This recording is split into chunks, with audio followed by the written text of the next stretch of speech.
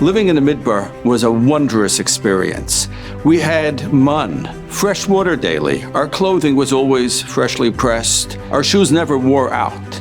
And yet, it wasn't so easy. The mun did not fall for everybody the same way.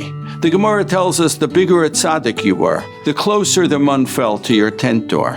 And if you were a Beinani, just kind of an average person, the mun fell a bit of a distance. And if you were less than a Beinani, you had a hunt for your mun every morning. I always wondered, why didn't the Beinani or the Rasha just go to the tzaddik's door and collect the mun from his tent? Why go hunting when it's right there? So some have suggested that by the time the Rasha gets up in the morning and finishes rubbing his eyes, checking his WhatsApps, drinking his coffee, reading his paper, the tzaddik has already gotten up, learned, davened, and finished his breakfast. There's nothing there for the taking.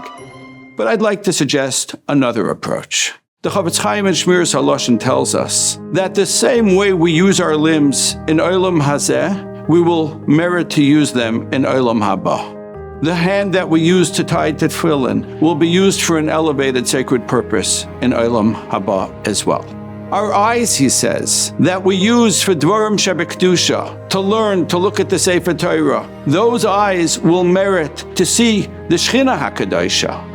That's what David HaMelech davened for and asked, Lachazois b'noyam Hashem. I want to see Noyam Hashem. I want to really have a good view of Dvarim Shebekdusha, of the Shechina HaKadoshah. Says the Chofetz Chaim, however, if you misused your eyes on this earth, then you will have no ability to see anything when you come into Olam Haba. Yeda bebirur, he says, that if a person misuses his eyes, Yihiyeh kesuma ba'olam haba, he will be like a blind man. I'd like to suggest that perhaps the mun fell equally. It blanketed the entire encampment.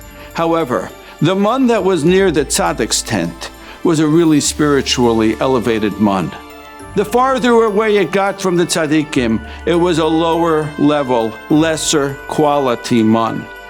When the Rasha or the Beinani woke up in the morning and he looked for mun, he didn't have eyes to see the mun that lay right at the doorstep of the tzaddik. For that, he had to move outside the machna and see mun that was on a lesser level. And the lower your level, the more you misuse your eyes, the longer it'll take to find mun that you can see. Rabbi say, this entire world is a mashal for that mun. There's so much that our eyes can and will be able to see if we only learn how to close them.